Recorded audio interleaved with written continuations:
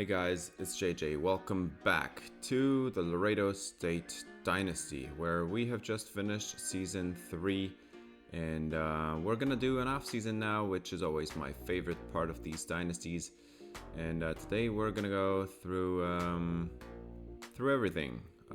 Most importantly, training results, because this is the most interesting thing about this off-season. Now, just a quick info here: we kept all of our coordinators and staff, so that's fine.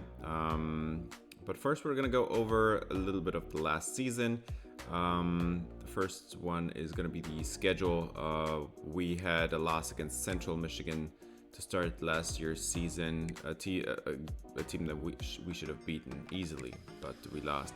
Then we beat Stanford in dominant fashion, actually. We beat SMU pretty dominantly as well, with a great defensive performance. We lost to Texas. We got absolutely blown out, and at home as well. We win against Boston College. That was a pretty good game from us. UTSA was an easy win. And then, yet again, a big loss against Sam Houston. Actually, it's a big win. The loss was against Texas State, first of all. And then a big win against Sam Houston, which is kind of surprising because we have had tough games against them. Rice was tougher than it needed to be. Baylor went to overtime. That was a huge win. Houston was a close win as well. And then we lose to Texas A&M. That was a really bitter pill. We could have made it to the championship game, maybe. And then we have a bowl game that we win. This is all the conference championship games. We have in the Northeastern Conference, we have Buffalo losing to Penn State. We have in the Pac-12, Stanford wins it over UCLA. In the MAC, we've got Arkansas State and Kansas State. Kansas State comes out on top. And then I was wrong about this in the last episode. Actually, Texas didn't make it to the championship game. It was actually Oklahoma. So they win over Baylor, but it did not propel them to the college football playoff. Now, LSU beats Bama in the Sun Belt. Boise State beats BYU in the Mountain West. Georgia loses to Miami in the SEC. Tennessee and Kentucky square off. Kentucky wins it, and then we've got Cincinnati winning over Wisconsin, and UNC wins the ACC. Here we are at the college football playoff. We've got Texas as the only team from the Big 12 to make it at all, and they move on here against LSU. We've got NC State. They made it for some reason, and they actually win against Georgia, so they move on. We've got Notre Dame, the only still independent team in my version of this conference realignment, and they win against Florida. They move on. And then Ohio State, big loss, big upset against Kansas State, who themselves then get eliminated in the next round by the American Conference winner, Kentucky, 28-19 for Kentucky. And then UNC are one and done here. Notre Dame wins again. They had a pretty tough road here in this college football playoff, but they win 38-34 in a close game for the semifinal. And then Miami, the number one seed, they win against NC State. We've got Cincinnati as the winner of the Big Ten, and they win over Texas, which was kind of shocking in my opinion. But then continue on to lose against Miami, who move on to the championship game. And then in the other semifinal, we have Kentucky winning it over Notre Dame, the 1 and 2 seeds, the winner from the American Conference and the Southeastern Conference move on to the national championship game, and Miami gets absolutely blown out. Huge win for Kentucky. The game was basically already over at halftime, and if it was not, then it was over by the third quarter. And even in the fourth quarter, Miami got outscored 21-6. Even in garbage time, they couldn't do anything. Now let's go over to the season stats. We have Wayne Estrada with a decent season, 25 touchdowns, 10 picks, 60% completion percentage. That's fine. We had a massive season for John Suarez, more than 1,200 yards, 11 touchdowns, only one fumble on close to 300 carries. I think that's a pretty good stat line for John Suarez, and I do expect him to come back for next year, so I think we can get even more out of him next year. Tavares Cerdeno, he was the backup, 442 yards, 5 touchdowns, 2 fumbles actually. That was not great to see, but I think it was both in the same game, if I remember this correctly. And then Nick Vasquez gets 5 touchdowns on 31 carries. I mean, that's pretty good stat line there for our power back. He's the goal line back. Then Kevin Colombo, he's the number 4 running back. Doesn't get much carries, but very efficient if in the game.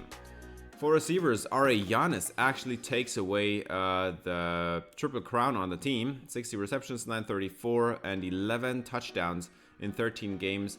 Pretty good numbers here. He is a big body physical receiver, and he earns his triple crown here on the team. Taylor Rosas, surprising number 1 starter from last offseason. He gets 859 yards and 8 touchdowns. That's pretty solid numbers too. We've got, especially on our running team, these are pretty solid numbers. John Suarez, 26 catches, 301 yards, 1 touchdown. I mean, that's pretty good numbers, 2 catches per game. We've got Rivero, 236 yards and a touchdown. Vela gets a few yards. And then just a few backup receivers down the list. And then Tavares Cerdeno, the backup running back. So we passed the ball around quite a bit. 4 sacks allowed. I mean, the best players on the team allowed the most sacks. That should not happen. Well, the best players on the O-line. But we need to work on that definitely. And almost nobody's graduating this year, so this team is going to play like this again next year, hopefully. And with training results, there should be even better results. For tackles, we've got Dave Santos, a $121. 87 also for Carlos Aguilera. 22 TFLs for Emmanuel Valdez. He is a solid run stopper. We've got Eric Vasquez for 21 TFLs, the defensive tackle. And then Dave Santos, the middle linebacker, for 19 TFLs. That is a crazy high number. Calvin Leyva for 17. And even our outside corner, Santiago Rodriguez, he got 12 TFLs. That is pretty ridiculous.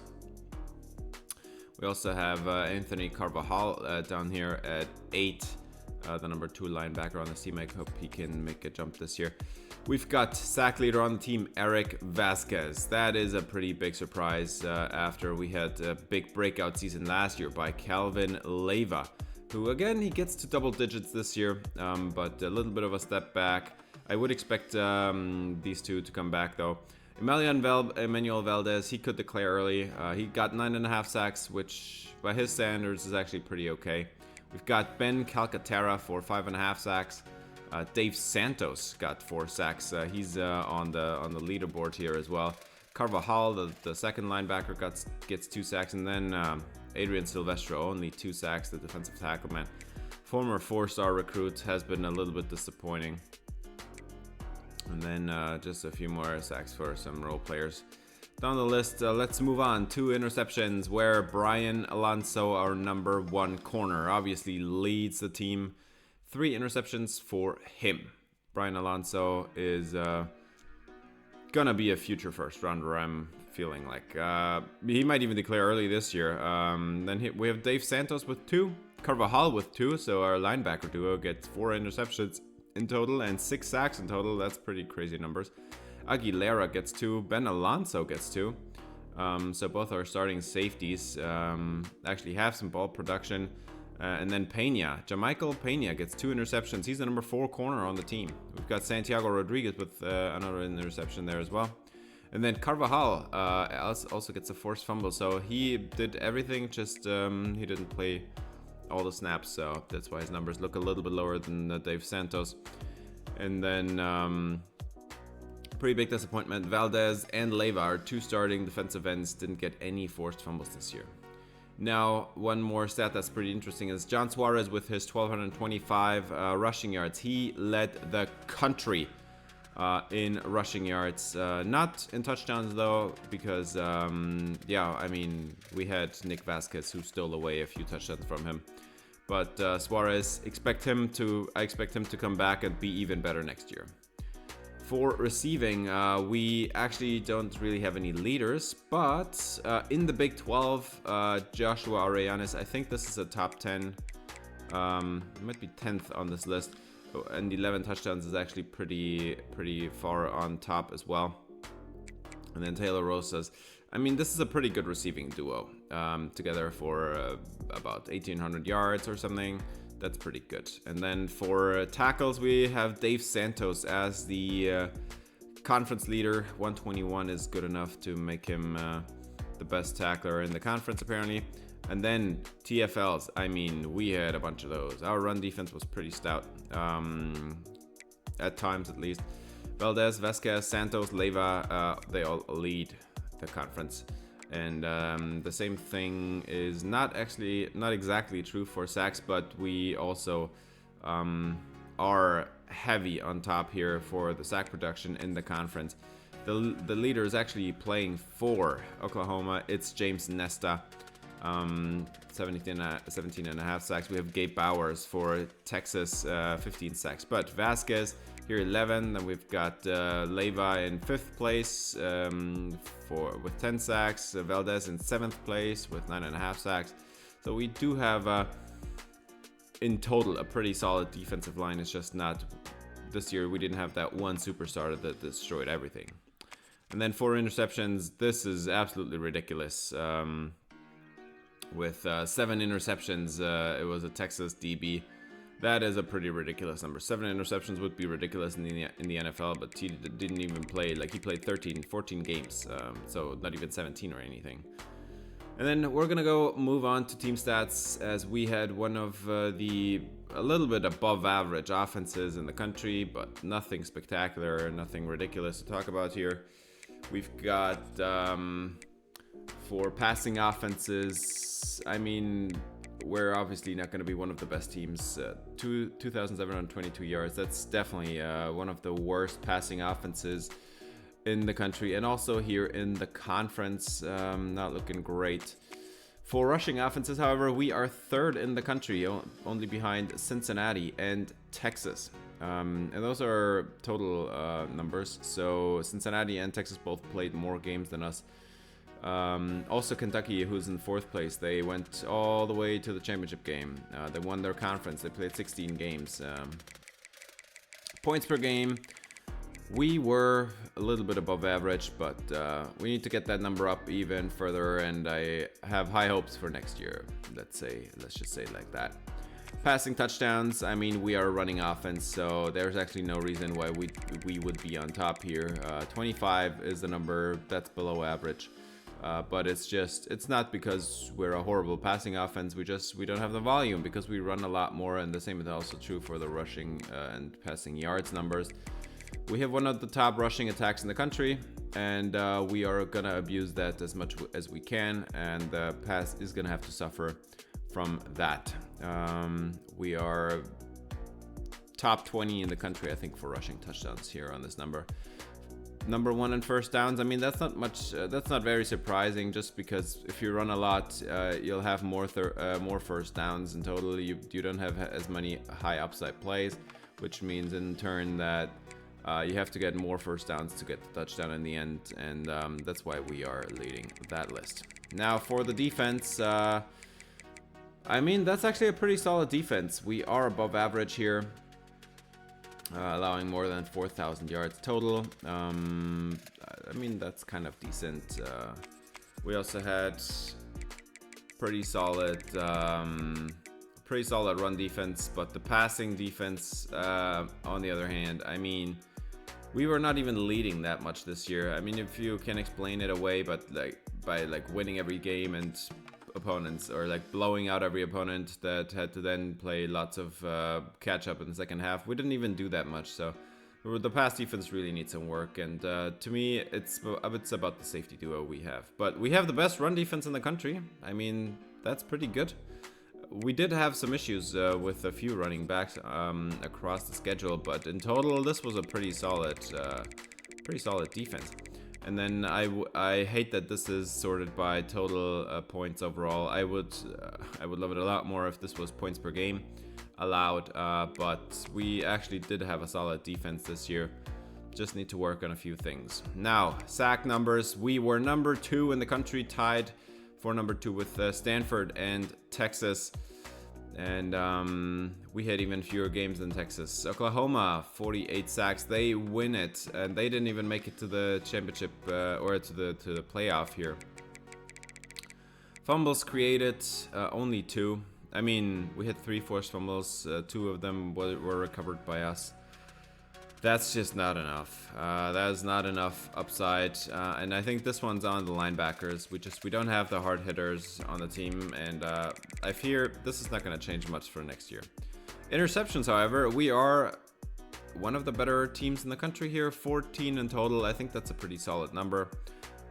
Hope we can upgrade a little bit from that next year. And with that, we're going to move on to conversions, where we had tied for first, tied for best in the country with Notre Dame, the best third down conversion percentage. That number is absolutely ridiculous. But same thing also true for Notre Dame. This is what you get if you have a running offense. You get in a lot of favorable third downs, and this is exactly what you want to see. We are second in the country for fourth down conversion percentage. 80%, I mean, that's really good. Winner on this stat was actually Arizona. Red zone efficiency, that is something we have to improve a little bit. One of the best in the country was, again, Notre Dame. We had 55% red zone efficiency. Oh, you need to work on that. We had 33 touchdowns on 59 red zone attempts. That's not great. And then combined with field goals, it's 39 of 59. So 20 of our possessions didn't end in points. 20 of our red zone possessions didn't end in points. I mean, that is just awful. Laredo State also on the defensive side. That's actually really good. 40% allowed. That means 29 of the opposing red zone attempts didn't end in a touchdown. More like 60% of opposing red zone attempts didn't end in touchdowns. That's really good. If you add the field goals into it, it's still 40%. So that's a really good numbers. For turnover differential, we have +1, which, I mean, we didn't have many forced fumbles. We have an adequate number of interceptions from our defense, but we threw 10 interceptions. We lost 5 fumbles this year. I mean, this is what it is. Pretty good. Pretty solid, I'd say. Yeah, already talked about this. We had 14 interceptions. I mean, that's fine. We need to limit the number of mistakes on offense. Too many interceptions. Estrada is just not a really that accurate quarterback, but we haven't had any opportunity to get another quarterback in there either, so that's just how it's gonna be. Let's switch it to records. We had one record broken this year. Career sack record at Laredo State was broken, and actually for the Big 12 as well. Kelvin Leyva has 41 career sacks, and I expect him to return. This dude is a junior, so I hope he's gonna be even better next year. He's gonna increase this number next year, so that's a nice record to have. For the Heisman watch, actually Heisman Trophy winner is actually a receiver, Javarius Green for UNC. Player of the year goes to the in the end championship game winning quarterback Nathan Tobias for Kentucky. We actually have played him in the past in the Sun Belt, and they go on with the Cinderella story from the Sun Belt to the national championship game. That's pretty nice to see. Best quarterback also goes to Tobias, and we have best defensive player also going to Kentucky. It's Jacob Smith. We have faced him before as well, yes. Eric Vasquez makes this list as our leading, or our sack leader on the team. We have Emmanuel Valdez at number 2 with all his TFLs, 9.5 sacks. And then Dave Santos, a $121 in tackles. He got 4 sacks, 2 interceptions. Dave Santos stacking hang on, stuffing the stat sheet, I wanted to say, yeah. Best defensive back actually goes to Trayvon Luck from Kentucky again. And then we have Jarek Rollins Benton, that was the one corner, with 7 interceptions for Texas. Santiago Rodriguez in 6th here on this list. I mean, you would wish that our team leader in interceptions makes this list here, Brian Alonso, but apparently not enough. Now, best running back actually goes to Kentucky. Emmanuel Free for Kentucky wins the award. John Suarez in a close second place. That's a little bit disappointing, but I expect him to return. I expect him to be even better next year. Best receiver goes to Micah Gilbert, which doesn't make any sense at all, because why would you give the Heisman to a receiver and then not give him the Receiver of the Year award? What? That doesn't make any sense. But let's move on. Lombardi Award. Yet again, we are not close to the top, but Valdez, Vasquez, and Leiva are the three of our top sack leaders here. Make the list, just not winning the award. But yeah, this was the award that Kelvin Leiva, one of the awards that Kelvin Leiva won last year, I think. And then best senior quarterback of the year is going to be AJ Surris from NC State. They did make it to the playoff with him, but now he is, gonna be moving on as a senior. Best defensive end, not close to the top. Valdez and Leiva again make it at 4 and 7 here. I think this is also an award that Leiva won last year, but not this year. He didn't get enough sacks. I just hope that he will next year.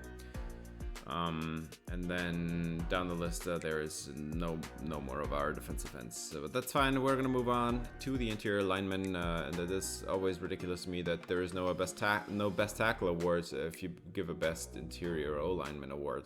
But nobody from us makes that list. We have no other interesting awards except best linebacker, where Dave Santos comes in 4th behind 2 Kentucky linebackers and James Nesta from Oklahoma. 17.5 sacks is going to give you that award. But Jacob Smith for Kentucky, he wins that award as well. Best center, not even close for us. Manu Palacio didn't have a shot at that one. And then the best kicker and best punter, we didn't have any stakes in that one. Best returner, we did not have a single special teams touchdown this year. And with that, we're already done with the award. Let's go over to the All-Americans, where it's gonna be Derek Vines, first team All-American national quarterback for LSU. But John Suarez is the best running back in the country. Thank God he wins this one. Number 1 running back national, first team All-American for John Suarez. And then we have the Heisman winning Javaris Green as receiver. Micah Gilbert from Notre Dame makes it. We have a few O-linemen that we don't really recognize that much, except maybe Paul Feeney from SMU, a right tackle. We do recognize him, obviously, as an SMU player. We've played him. Jacob Smith, left outside linebacker for Kentucky. We recognize him. We've got Jaja Boyd from Indiana. With that, we're going to be moving on to the second team. AJ Surris from NC State makes this list. We have Emmanuel Free, the running back of the year for Kentucky, as a second team All-American. And then we've got, who else do we got? I don't recognize many of those names. Jaden Jackson for Oklahoma is the defensive tackle 2 on the second team. We've got, don't recognize any of these other names. That's not really many players from the Big 12 either. So let's just move on to the national All-American freshman. We've got Colin Karpakis from Penn State. We've got Tyler Kutuvides from Oklahoma, running back. He looked pretty solid. We didn't see him, but stat-wise, he looks pretty good. We've got Joshua Arellanes make it as a wide receiver 3 for our team. Also, Devontae Abbott from Central Michigan. He makes this list. We played him at the beginning of the year. Jerry Merling for Oklahoma makes this list. We've got the center for Texas Tech. We've got a defensive tackle from Texas Tech, Frederick Downs. I still remember him. Man, this dude looks pretty solid. And then the rest of the list, I don't recognize any other names. Let's go to the Big 12 list. And Grant Mondeau is the quarterback. First team All-American Big 12 quarterback is Grant Mondeau from Oklahoma.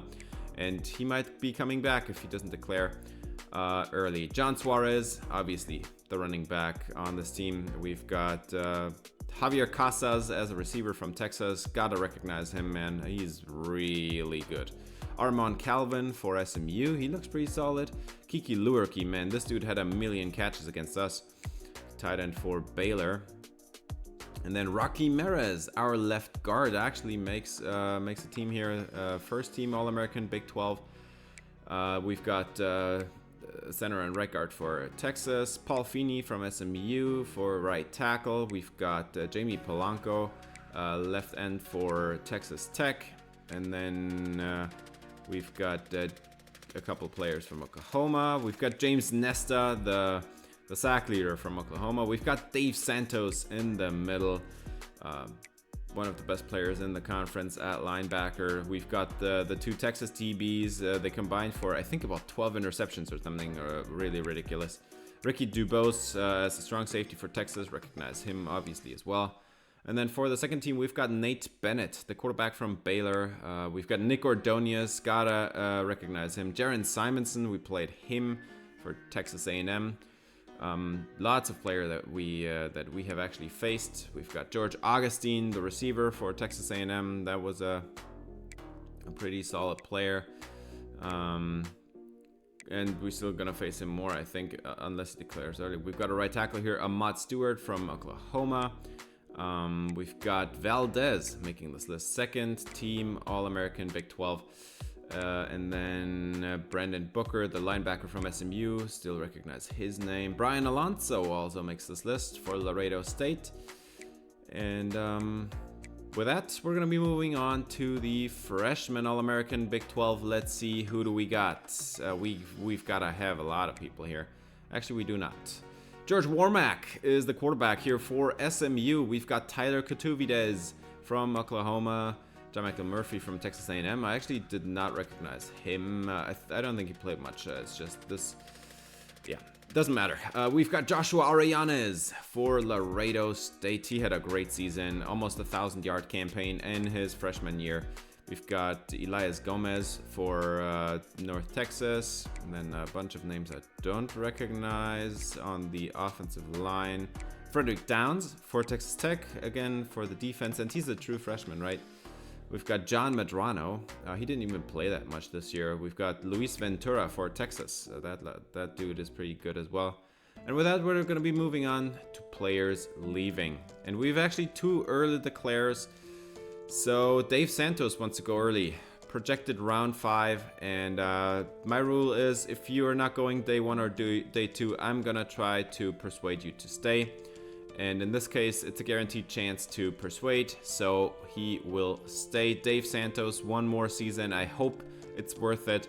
I hope he's a first-round pick next year or something like that. And then the same thing is true for Emmanuel Valdez.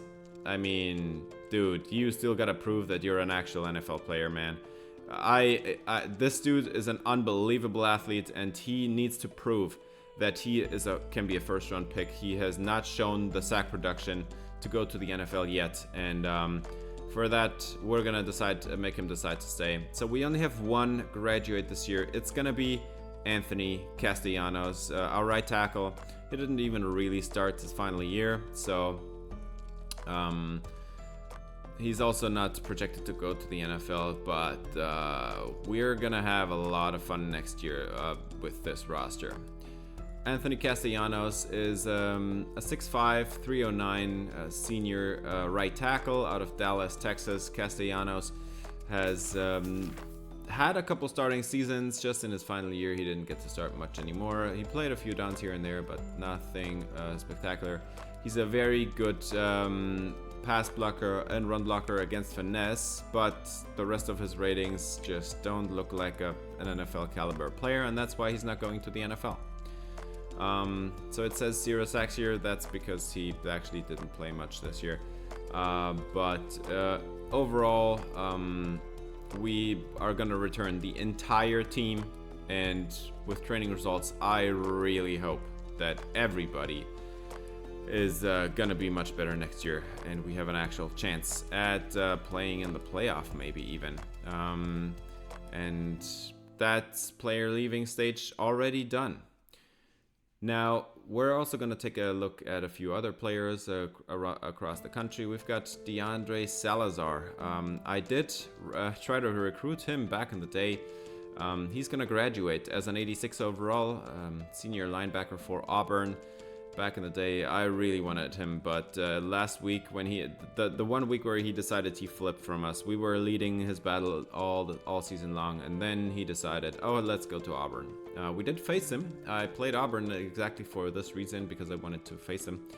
Salazar, 6'1", 225, a modern day linebacker with very good instincts, 94 finesse moves. I think this dude could convert to edge rusher if he needed to. He's a good run stopper. His pass coverage needs a lot of work in the NFL, but he's a great athlete, and he deserves to be drafted, in my opinion, for his run stopping skills and upside as a blitzer / pass rusher.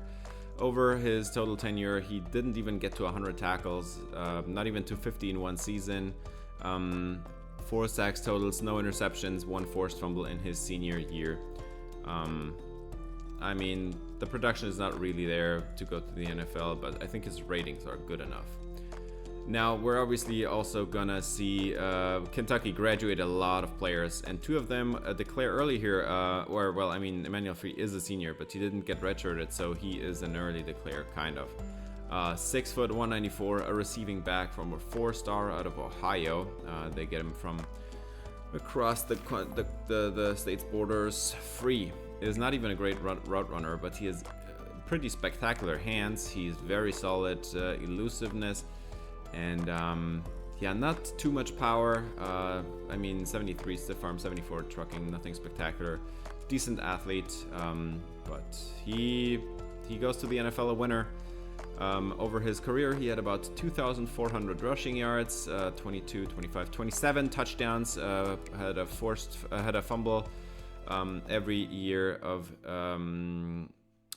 his last 3, and then as a receiver, that's a total of 600 yards apparently, and 4 touchdowns in his 4 years as a running back for Kentucky. Free is gonna be a first-round pick, I'm assuming, and we will see him. This is what I'm doing, by the way. All these great players from my dynasties, they're gonna move on to the NFL. Actually, I'm gonna put him into draft classes in my next Madden franchise, and he should be a first-round pick. And then the other one that's gonna be in my next Madden franchise is gonna be Kevin Pryor, the receiver. He declares as a true junior, so he's a very young NFL player. 6'2", 189 out of Springfield, Ohio. A former 4-star elite level route runner with very good elusiveness, but he's an elite route runner. All his route runnings are in the mid or high 90s and then even his release is very up there. All his catching ratings are in the high 80s or 90s. He's just the total package, just not an elite level athlete. But for college, he's a good enough athlete. So we will see him in the NFL as well. Probably be a first-round pick as well. Kentucky, in his total time there, he got about 2,400 receiving yards and 29 touchdowns. No rushing stats for him. But his final year, more than 1,000 yards and 15 touchdowns. Pretty solid stats for Kevin Pryor. So we're going to look forward to seeing him in the next Madden franchise. And with that, we're going to be moving on to the next player. It's going to be Ahmad Stewart. I already mentioned him a couple times when we went through the All-Americans. He's declaring as a true senior, 89 overall. He's projected to be a 4th rounder in this chart. Stewart, 6'7", elite length, 3'11". This dude is this is exactly what you want in a first-round tackle, honestly. An elite level pass protecting tackle. Actually, he's more of a run blocker, to be honest, but he has elite power, great length, and more than enough athleticism to be a first-round pick. But he's supposed to be a 4th rounder. Now, the thing is, he didn't really have the production. He allowed 12 sacks last year, 16 in his junior year. So, I mean, that's just not great numbers. He allowed a sack every game. Maybe that's exactly why he should not be a first-round pick. It's just his measurables are a 6'7" tackle at 3'11". That's a very athletic combination. And Yeah, let's move on. We've got Paul Feeney, already mentioned him as well when we went through the All-Americans. We played him, he's an elite level right tackle, and he's declaring as a true junior. Projected second rounder. I'm assuming he should be a first rounder, honestly. 6'5", 320, so he's more of a massive pass protecting tackle. He has elite pass protection. Everything's in the 90s, mid 90s or high 90s. The run blocking is needs to catch up by a lot. 83 strength is actually not great. His run blocking needs a little work, but he's an elite level pass protector, and he reminds me a lot of Charles Cross. And he actually did have an elite season last year. It's just he's not going to be a first round pick because I'm assuming like 83 strength. He's just not the athlete you want in the NFL, but 83 strength is enough in college.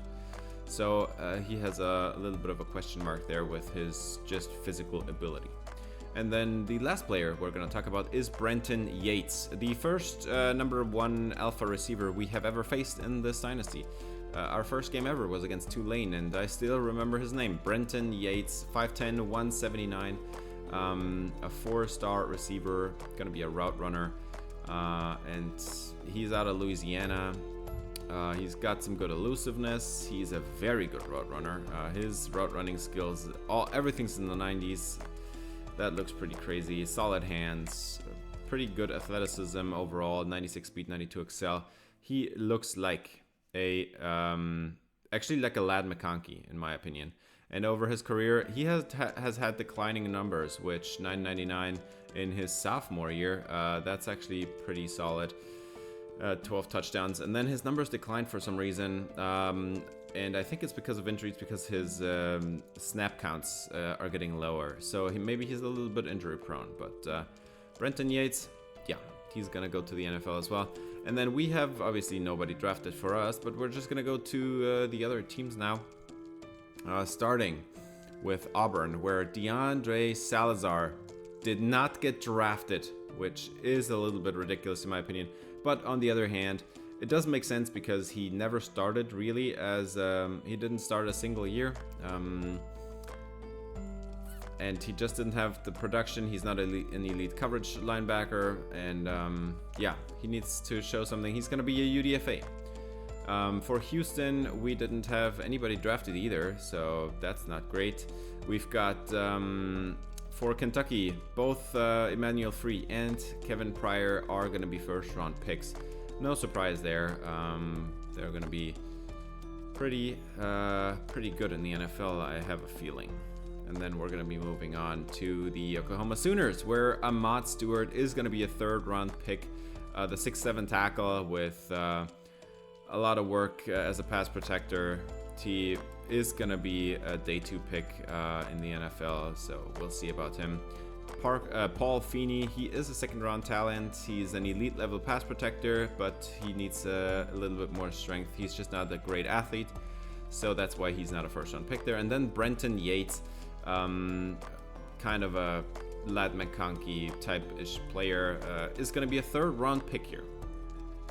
So with that, we're going to be moving on to the National Signing Day. This is, by the way, something that I'm always doing. I don't recruit in the off-season. Usually there's just no transfers that interest me, and we already have only one graduate this year, so we already have to cut a lot of players. If I recruited in the off-season, then I would have to cut even more players after training, which that would suck big time. National Signing Day, I mean, you can just see at the bottom right corner the development trait for all the players. To me, this is not really all that interesting because in my experience, this doesn't really say that much about how these players are developing.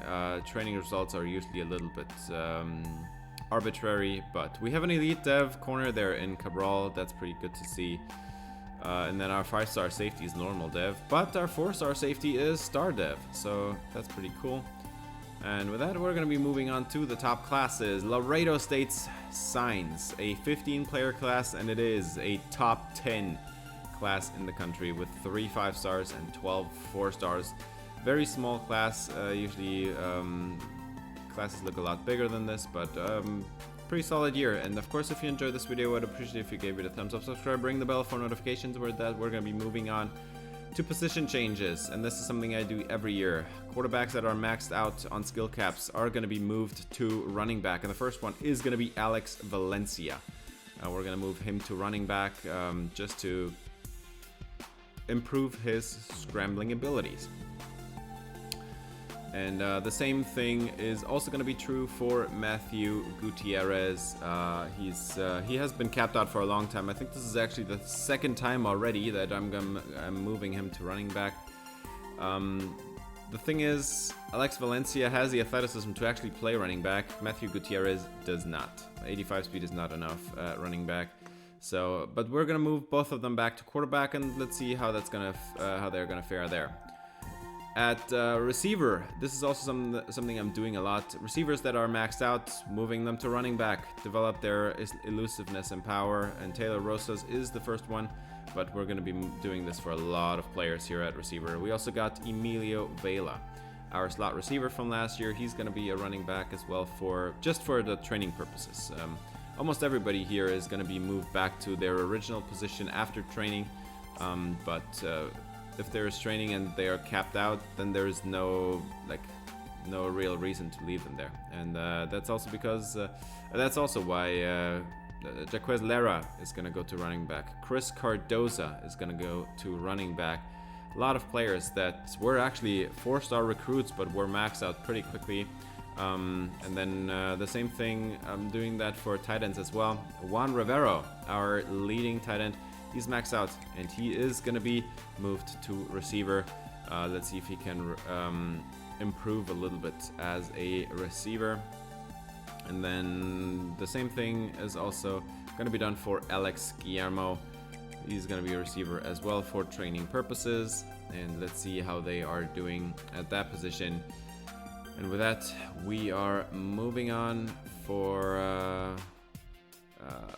from the skill positions. Trey Bavaro is an 86 overall left tackle. He was a starter last year, but he can be an even better left guard, 87 overall, and he's going to be senior next year, so we want to get that overall up as far as we can so he gets a shot to play in the NFL. And then we're going to do, it's basically a position swap here. James Vargas, he's the left guard, a backup right now, and we're going to move him to tackle because he's a better fit at tackle, at least overall wise.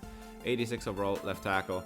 And then we do another position swap. Manu Palacio, 82 overall center. He was the starter last year, and he's an 84 overall right guard. So that's a +2 jump already just from a position change. And he's gonna be a junior next year, so he still has some time to develop there. And then at right guard, Manuel Cordero, the starter, we're gonna move him to center actually. Because he doesn't lose anything, and I want to keep the positions balanced, so we're gonna do that position swap. And then we're gonna move David Garcia, a freshman center that I just recruited. It looks a lot better as a guard, so we're gonna move him out to right guard. He looks pretty solid there. 77 overall right guard already as a true freshman. That's pretty fantastic. And then we are gonna do, this is also a swap. We're gonna move Jimmy Melendez to center because it's a +3 overall jump for him. And I really want to see this kind of stuff. Gonna be a center, Jimmy Melendez. So 3 position swaps on the offensive line, and with that we're going to be going to training results. And Wayne Estrada didn't make much of a jump. It's a +1 for him. Alex Valencia still a 78 overall at quarterback. Gutierrez still a 77. Brian Costanzo 77 overall. That's not really a massive jump. So Estrada by far the best quarterback still on the team, and we're not going to change anything there. At running back, Tavares Cerdeño is now a 93 overall, but the big jump, he made +2, but the big jump actually is John Suarez. He was an 86 last year, and now he's a 91. Jesus Herrera makes, I think it's a +3 or +4. Kevin Colombo, not much of a jump. All the other running backs, in fact, not much of a jump. But this is going to be the same running back combo we had last year. It's going to be the same one again this year. John Suarez is the leader. Cerdeño is the receiving back. So Vasquez is going to be the power back. No development at fullback. At receiver, Joshua Arellanes is now an 89 overall as a sophomore. You gotta fear that he declares early next year. Best receiver on the team now, Joshua Arellanes. Huge jump for him. Taylor Rosa's actually made some bucks here as a running back. He's now an 87 overall. He's going to be the number 2 receiver. And then we have Jaquez Lara and Emilio Vela, both of them with a pretty solid jump to 84 overall. And then most of the other position swaps didn't really matter, but Ramon Iglesias, he had a pretty solid development in the offseason here.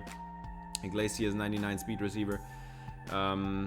The other receivers down the list didn't really matter too much. Enrique Alcantara, actually, 76 overall now, had a +7 overall jump from this training boost here, but still down the roster there, so doesn't matter too much. And then for tight ends, Rivero actually had a pretty great offseason. We'll talk about that in a second when we go over the roster. Emmanuel Apanesa is now the number 2 tight end on the team, 78 overall. Looks pretty good. Alex Guillermo didn't get much of a jump. And then Alex Estrella, 74 overall. I mean, nothing spectacular, but we're going to talk about Rivero again in a second. Let's move on to left tackles, where nobody really makes a huge move. Vargas still an 86 overall. He's going to be the starter at left tackle. Laporta, I think this is a +3 for him. Guerrero made a +2 or +3. Same thing for Shakir Angel, but no massive jumps here for anybody at left tackle. So Vargas wins out here, even though he doesn't do much in the offseason. Let's move on to left guard, where Rocky Maris, he was actually maxed out already. 89 overall is the max he can do. He's not going to get any better, and he was not ever. But we had a +15 overall jump here for Cole D'Imperio, an 84 overall now. So James Vasquez, he might be the big loser of this offseason. He didn't develop much. Yeah, moving on to center, +6 for Enrique Mendez. Great offseason for him. He overtakes Manuel Cordero, who was the starter at right guard last year, but he did not win anything in training boosts here. Jimmy Melendez stays in 82 as well, and then a freshman center here in Orlando, an 82 overall. That's I think for him a +5 or something. That's pretty good. Right guards, we have Trey Bavaro. Actually, I moved him from left tackle to left guard and then switched him over to right guard later. But he's going to be a guard. He's going to be the starter, actually, because Bavaro overtook everybody else. 89 overall now. And Palacio, by the way, also a big jump. The starting center from last year is now an 88 overall. And at right tackle, we have Enrique Marrero, +5 overall in training. So this offensive line is going to be a little bit better than last year. We hope it shows off on the field as well. Trevino and Pacheco both got a little bit of a jump, but not much. Moving on to the defense for this training results session. Let's see what we can expect at left end. And right off the bat, we see Emmanuel Valdez, +2 overall. And I think this could be the difference between a late round pick and a first round pick. Castillo, 86 overall. Didn't change much. But the big winner is actually Taylor Costanzo, 87 overall now. He is looking real good. And then Yelito actually also makes a big jump, but a +6 or something. And then Daniel Vela, the big loser, he didn't make much of a difference.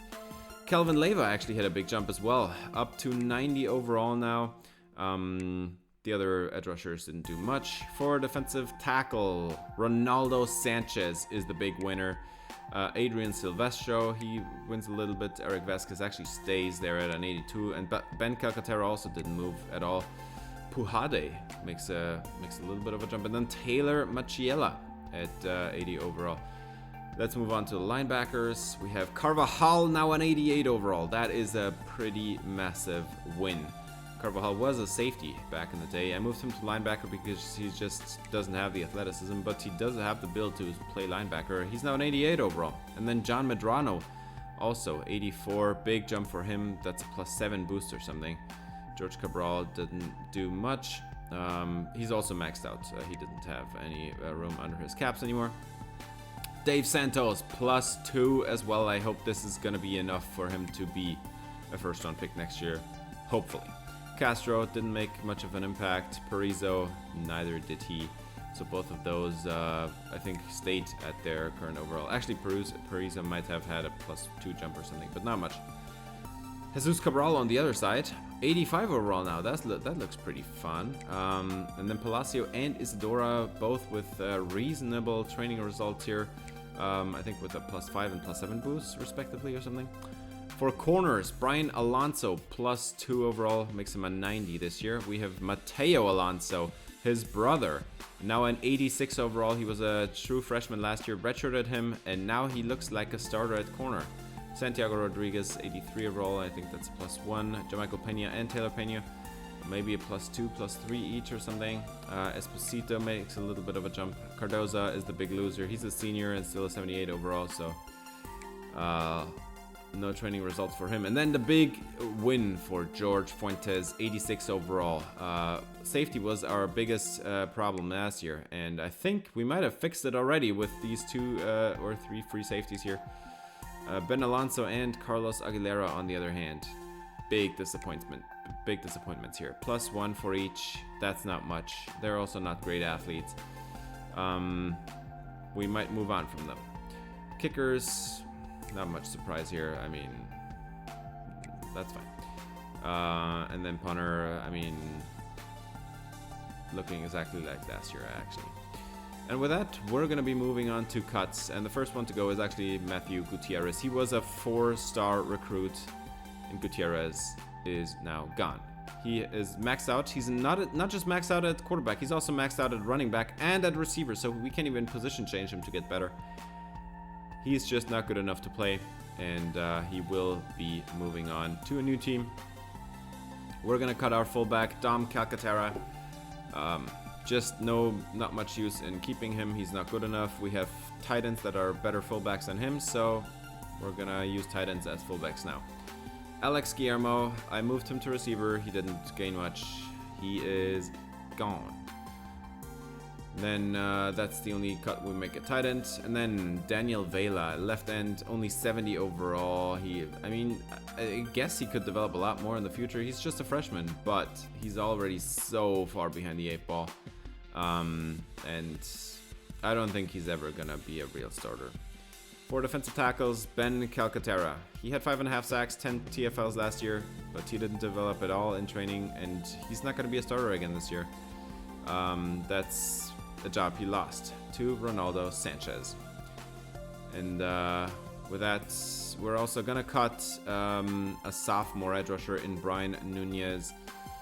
There's a freshman ahead of him already, so I mean, and actually other sophomores ahead of him at left end as well, so there is no use in keeping him around. He's gonna be moving on. George Cabral already mentioned that he's capped out. He's not gonna get any better. You can't really move him to any other spot. He might have, usually you can move linebackers to edge rushers and develop a little bit, like Jose Castillo, but George Cabral is not a good edge rusher anyway. So no use in moving him there. And then Cesar Castro, also maxed out, 78 overall junior. I think we can do a lot better than him, and there is actually better linebackers that are younger than him already on the roster. So never going to be a starter on this team. We have a senior corner, and it hurts to cut seniors, but man, this dude is just not going to play. He's just wasting away a roster spot, and he's also not a great athlete. So Manu Cardoza, that's it for you. You are moving on as well. And we're actually going to be cutting Carlos Aguilera. This one hurts because I actually like him, but he's just not good enough. And didn't develop much in the offseason, and there is a freshman starter now ahead of him, and he's a junior. And the same thing also is true for Ben Alonso. You notice George Fuentes is now an 80 overall strong safety. That's because if you move somebody after training results, their overalls kind of get screwed up. But he's still an 86 overall. It's still the exact same ratings. He's still going to play as an 86 overall. It's just on this page it shows him now as an 80 overall. Doesn't matter. Those two safeties were not better than Fuentes. And then this one hurts the most, actually, Enrique Alcantara. He had a +7 jump in the offseason, and we still have to cut him because he is maxed out. He will not get much better. He will never be an NFL player, and this stuff hurts. He made a good effort in training results, but It's just not good enough. He's capped out. And then we're also going to cut a freshman linebacker because he's also not good enough.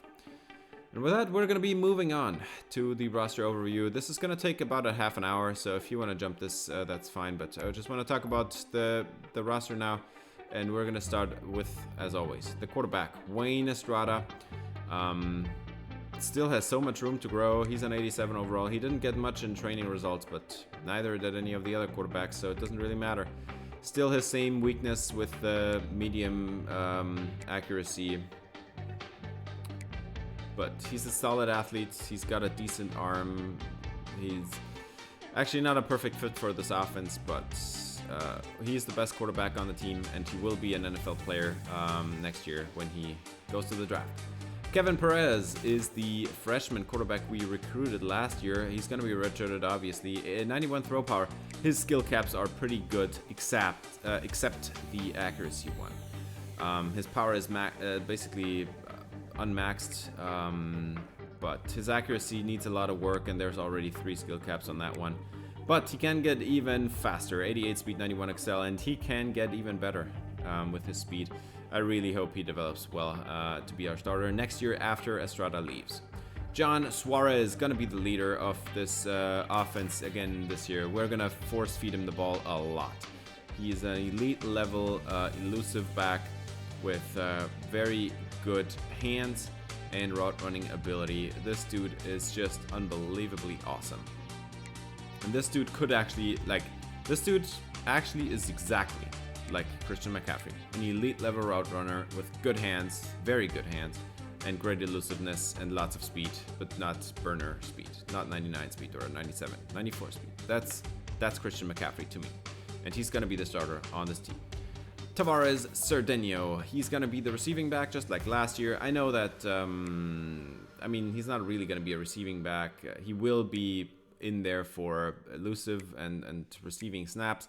John Suarez is going to be the receiving back as well, but Cerdeno has played significant snaps last year, and he looked pretty good doing it. Nick Vasquez, he was a cut candidate this year, but we do not have a single other power back on the roster, and that is the only reason he kept his job, because I would have cut him a lot. I would have rather cut him than Alcantara or the linebacker I cut at the end there.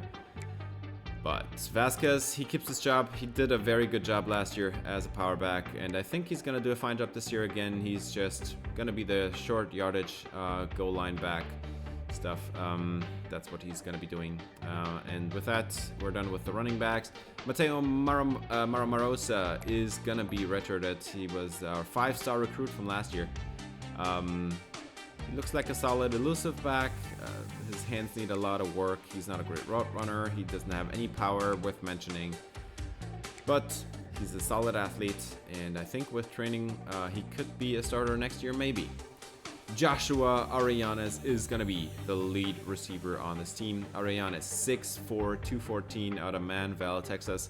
Arellanes is a big body, physical archetype receiver with pretty bad route runnings, honestly, but his catching ratings are in the high 90s for everything. He looks unbelievable. He can move, he can get yards after contact. 91 speed is solid at his size. He's going to be the number 1 next year, and I am scared that he declares early, honestly. Taylor Rosas, he's going to be the number 2 this year, 5'9", 197. Rosas is a solid route runner with a very good deep route running. He has very solid hands, all the catching ratings in the 90s, good elusiveness and enough speed, just not great speed at his size. You'd expect a little bit more. And then the actually like a revival here, Jaquez Lara. He was the number 1 receiver a couple years ago, and then he just didn't develop at all in the offseason because he was capped out and he didn't develop at running back. He's back. He's going to be a slot this year. And he has the route runnings to do it. He has solid hands and decent athleticism. Just don't expect him to deliver another 1,000-yard campaign like he did a couple years ago. That's not something he's going to do.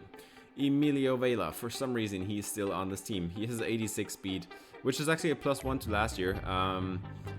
But he's going to be the number 2 slot receiver, so number 4 receiver overall on the team. He has elite hands. He's catching almost everything thrown his way. Solid elusiveness, but only 86 speed, so that's going to limit him. Really interesting player here.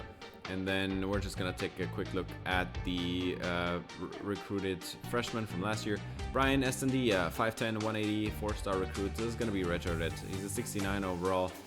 And these skill caps look pretty awful. Another candidate for being moved to running back a lot. So that's not great. He's got a total... yeah, I don't know. He's going to be pretty fast though. So at least he's got that going for him. And then the other receiver we recruited last year, 5'7", 173, another small receiver, a 4-star recruit, 69 overall. And yet again, capped out pretty badly. Not much hope for him either. Also a player that will be moved to running back a lot. We'll check him out. Pretty solid athlete at least. He might be the new Tavares Ordeño, so we'll see about that. Juan Rivero. Actually, after I simmed to week 1, he actually was a 92 overall. Because he has a top right corner, 42 skill points at training. He just couldn't invest them when he was at receiver, because for some reason, if you change a tight end to receiver, the skill page is blocked out. It's undefined. So he got 42 skill points and he couldn't invest them. And when I moved him back to tight end, he invested them, and now he's like a 92 overall. So that's absolutely awesome. Angelo Emmanuel. He was recruited last year. He doesn't have much room under his skill caps.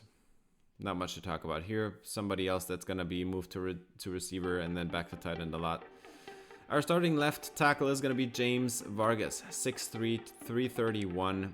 Doesn't have elite length, but he has 96 strength. He's going to be a very good run blocker this year. His pass blocking needs a little work, but overall, a very solid starter at left tackle. And I think he's a junior, so he also will be starting next year.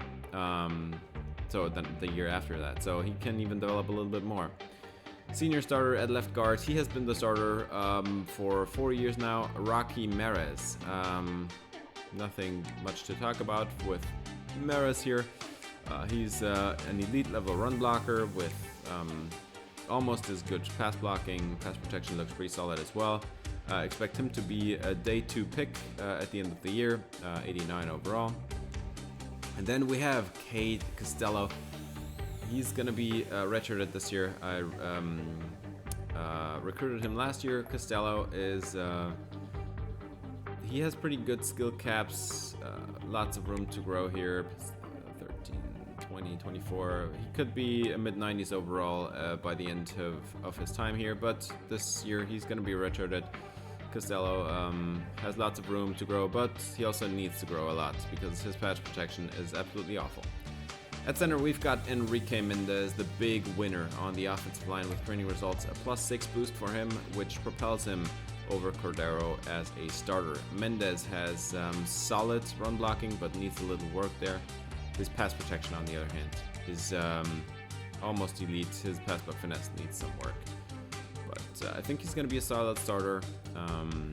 And with that, we have fixed our center situation. And then at right guard, we're going to have Trey Bavaro, the starter from left tackle, actually. He's going to move over to right guard. Bavaro is a senior, so this is his final year, and he's got 92 strength, a very solid athlete, solid run blocking. His pass blocking is a little bit lopsided. That pass block finesse needs some work, but overall, I would say we are going to have a lot better of an interior line, which should even propel our run offense even further compared to last year. David Garcia is going to be redshirted, the other offensive line prospect I recruited last year. Garcia has solid skill caps as well here. I think he's going to be a solid starter just a couple years down the road. But right now, he needs a lot of work, especially on his pass protection. And with that, we're going to be moving on to right tackle, where we have a new elite starter, Enrique Marrero, 6'5", 284. He's a little bit light for an offensive line starter, but Marrero has elite pass protection. He's basically uncapped. This is not even his senior year. He's going to get even better next year, hopefully. He's got 90 strength, which is more than enough. And even his run blocking doesn't look bad. That's very solid. Very admirable. So our offensive line, I expect to be even better next year, or this year, I guess. At defensive end, we have Jose Castillo, and I'm showing him first because I thought he was going to be a starter, but I actually looked at the abilities, and he will not be a starter this year. He's a senior. He will get some snaps, but he just didn't develop much in the offseason, and Emmanuel Valdez did. And now, even though I feel like Jose Castillo has the better ratings in the important ratings, power moves, speed moves, finesse, or power moves, finesse moves, and block shedding, I think Castillo is a better player, but Valdez has the better ability and the abilities: takedown, duress, and pocket disruptor. He's going to be the starter this year again, and I hope he can finally have the season that propels him to be a number one overall, not a round one pick in the NFL draft. But yet again, his training results have been pretty disappointing. This is his fourth year of training results, and every year he's just going up by like +2. Where's the big jump, man? He has a lot to prove. Calvin Leyva, +3 overall for him, and actually +4. Leyva has now 85 finesse moves, 91 power moves, by far our best pass rusher, also 94 strength. And because that's not enough, he is also 88 block shedding. He is the complete package, and he needs to be a number one overall pick. He looks unbelievable. He's going to be a starter full-time this year, and I expect him to do very well in that role. Manuel Esposito is an edge rusher I got last year in recruiting. Looks solid right off the bat, but I feel like he needs a couple of years to learn first, and then he's going to be a starter in his like sophomore, maybe junior season. We'll see. At defensive tackle, this is the big winner. It's Ronaldo Sanchez, and he had to be the big winner because this is his senior season. If he wants to go to the NFL, he needs to have a big year. Sanchez, 85 power moves now with 76 finesse moves. That's a solid start, but he has actually 97 strength, and he's actually more of a run stopper. This year, he's going to be playing full-time, 100% of snaps. Adrian Silvestro is going to be starting in base personnel, 6'5", 285. He's actually very light, but he's a very good run stopper, 84 block shedding. It's just his power moves and finesse moves at 76 are not good enough to get him the job as a starter in the nickel and dime. So he's just going to be starting in base, and he's a very good athlete. It's a junior season, so he has another chance next year to be a full-time starter. Eric Vasquez, he didn't have great training results, and as a result, he's only going to be a part-time starter this year, but Vasquez is going to be the starter at defensive tackle in nickel and dime personnel. 85 finesse moves, 82 power moves is the best we can do as pass rushers here, so he will be playing pass rush snaps. He's a very good athlete, and I'm looking forward to him showing that on the field. Now let's take a quick look at the true freshman with Quentin Lobato, gonna be redshirted, 6'6", 320 out of Havertown, Pennsylvania. Lobato is basically uncapped with everything except run stopping, 94 strength. He looks unbelievable, honestly. He just needs a lot of work as a pass rusher. His run stopping is actually not half bad, and I expect Lobato to be replacing Ronaldo Sanchez next year if Lobato has solid training results. Taylor Morales, I recruited him as well, 6'1", 285, a little bit lighter. He's a finesse rusher. His power moves need a lot of work, but I expect him to take over for Vasquez when he graduates next year. So I think we already have the two replacements for our two graduates for next year on the team. They're just gonna have to sit out for 1 year. Anthony Carvajal is going to be the number 2 linebacker on the team. He's going to be a starter in base and going to be the number 2 linebacker in nickel and dime. Actually, in dime there's no number 2 linebacker, but in nickel. Anthony Carvajal is an elite level coverage linebacker with solid hit power, very good pass rush ability. His run stopping needs a lot of work, sadly, but he's a decent athlete, and I expect him to do very well with his platinum house call ability. The one linebacker I recruited last year, Joel Tejada, he's going to be sitting out this year, going to be redshirted. Already solid in coverage. His instincts need a lot of work, so that's something he needs to improve a lot on. No pass rush ability, solid run stopping, elite level athleticism. So he's going to sit a year, and the next year maybe he takes over. For Dave Santos, 6'1", 221, he's coming back for his senior season. I persuaded him to not go to the NFL this year, but to instead do it next year with 90 zone coverage and 82 man. He's elite level. He's got very good awareness and play rec. He's got elite level pass rush ability. He might even be a Micah Parsons type player. His run defense is very solid, and he's an elite level athlete. This actually reminds me a lot of Micah Parsons, to be honest. Gonna be a first round pick next year, hopefully. Jesus Cabral, he's gonna be the starter next year in base personnel. He's a number 3 linebacker on the team. He has very good run stopping ability, actually the best on the team, and also the best hitter. 94 hit power is really good, but his zone coverage 73 is not good enough to me, and he's also not a great athlete either, so just gonna be a starter in base. Our number 1 corner this year is gonna be Brian Alonso, 5'11", 185, out of Pearland, Texas, a former 4-star recruit. Alonso has 92 man coverage and 80 press, so more of an off-man corner with some pretty good zone coverage ability as well. 89 catching is really good. Platinum house call ability, by the way, and silver blanket coverage and wrap up. His abilities look pretty good. It's very solid in zone, and he's got 90 speed. I mean, that's good enough. But he's gonna play a little bit more slot this year. Mateo Alonso, his brother at 5'11", 205. They have the same height and they have the same hometown, Pearland, Texas. He's a 5-star though, and he's a freshman. He's gonna be unbelievable. He's a zone cover corner, not a man cover corner. He is gonna be a starter on the outside full-time this year, and he's a very good athlete as well. Very much looking forward to him seeing him on the field. Santiago Rodriguez, he keeps his place on the team, but he's now moving to the slot. Santiago Rodriguez is our starter in the slot this year. Platinum house call ability, solid man coverage, 89 catching, and his zone actually has overtaken his man coverage. 88 zone, 90 play rec, decent athlete, and yet again, platinum house call. That's gonna propel him to hopefully a lot of picks. Jamichael Pena is gonna be starting as well this year in dime personnel. Pena has a very good press man ability. He's an outside corner, obviously. 90 catching, gold house call ability. His 69 zone is not great. That's actually not, it's not just not great, it's horrible. 90 speed, 90 XL, looks pretty solid. He's gonna be on the outside in dime. Brian Alonso moves to the slot in dime as well. But in nickel, Alonso's gonna play outside.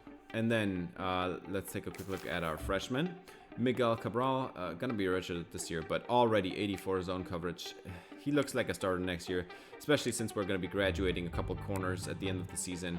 I expect Cabral to be a starter next year with his elite athleticism and zone cover ability. Richard DiMercado is gonna be probably a starter next year as well if he develops well. DiMercado has 82 zone coverage. Also a solid athlete. He just needs a lot of work with his hands and in man. And 97 speed, 91 XL. He can get even better in that department. So looking forward to seeing him probably at least in 2 years. Maybe even next year. Let's see. Elias Costanzo is gonna be the starter as a free safety. 5'11", 200 pounds. Oh, that's a massive upgrade to the safety room we had last year. 88 zone coverage for Costanzo, 96 catching. I'm shocked that he does not have the house call ability at all. But Costanzo looking really sharp. as a cover safety. No run support, no man coverage, decent athleticism.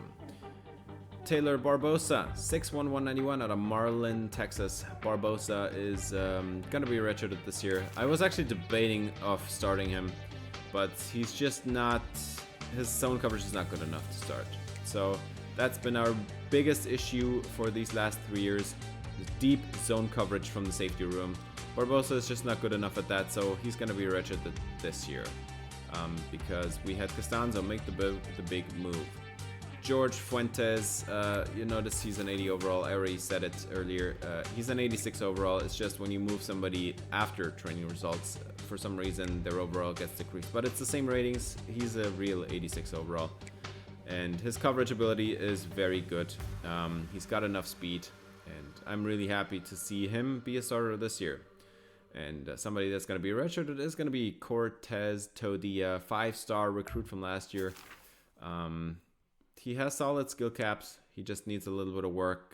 His run support is decent as a starting point, but his coverage ability, man, needs a lot of work. That's pretty abysmal. Also, not a great athlete. I'm actually debating over maybe sending him to linebacker with 87 speed. Jesse Velasco is going to be the kicker again this year. We've got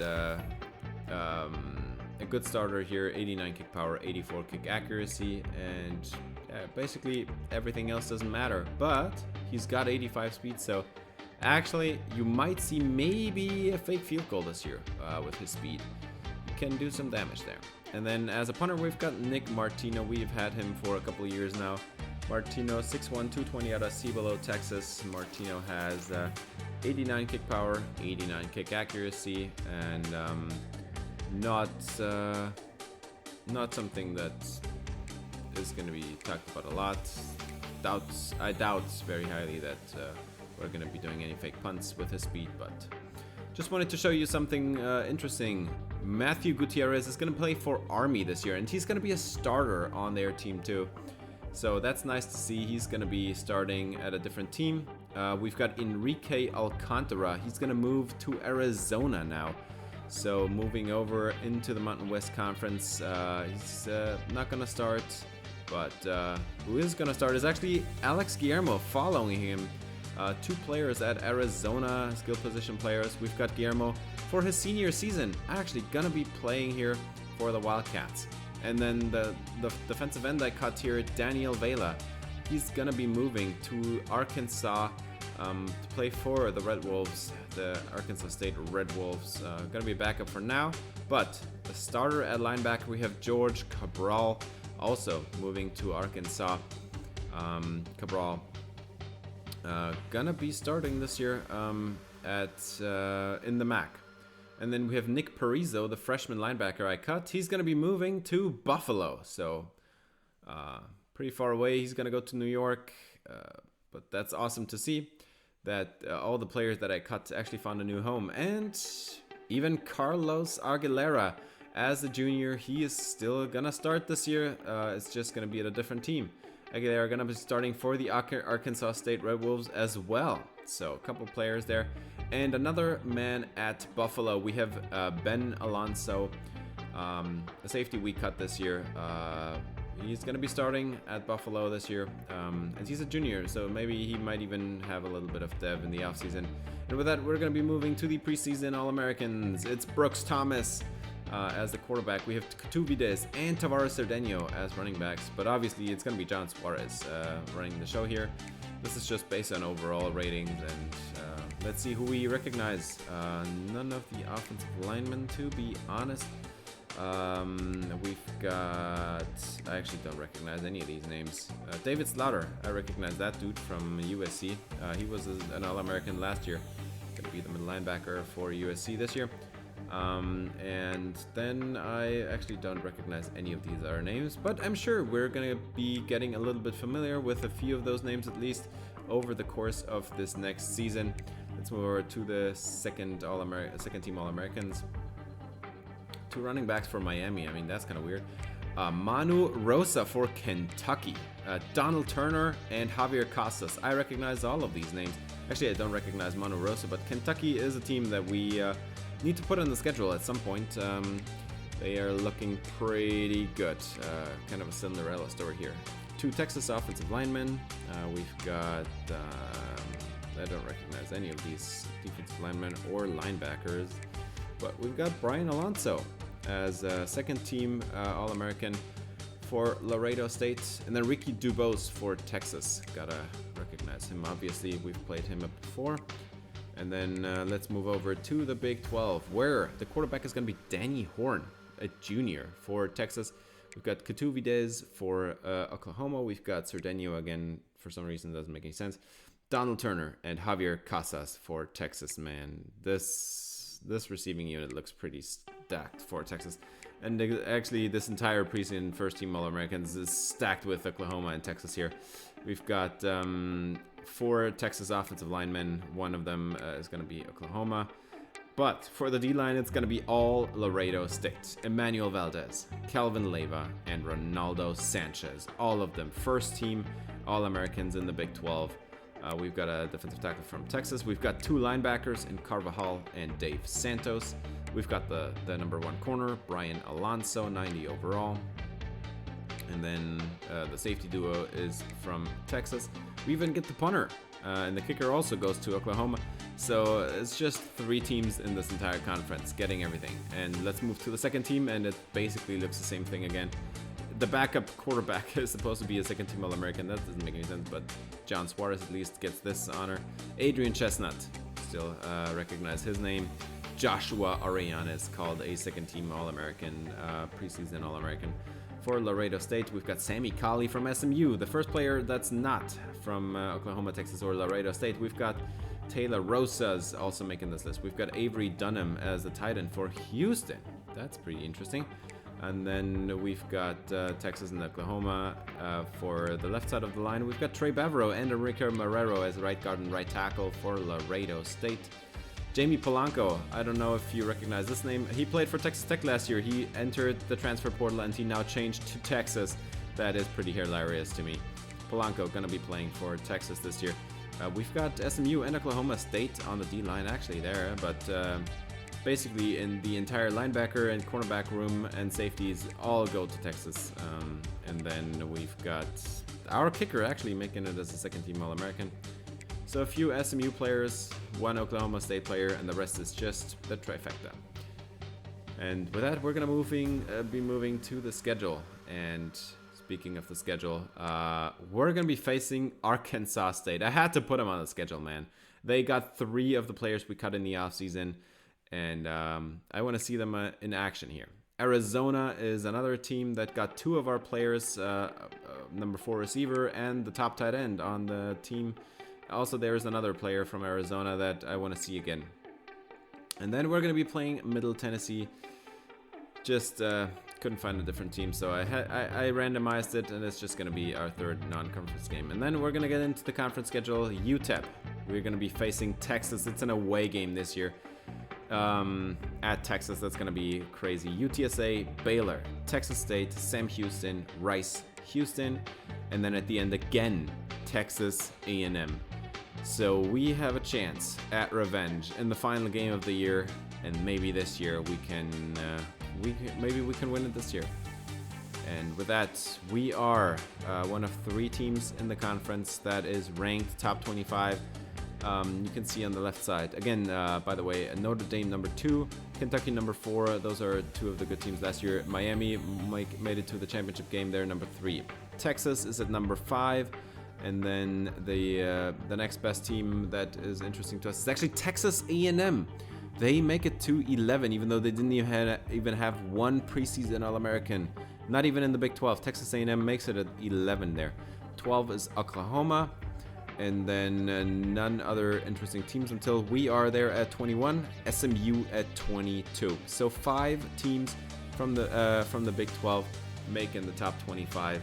This is going to be an awesome season, and I hope we make it to the playoffs this year. This team is looking like something really special. And that's going to do it for this episode. Thanks for watching. If you enjoyed, please leave a like and subscribe for more Laredo State Dynasty. See you in the next episode. Until then, have a great day.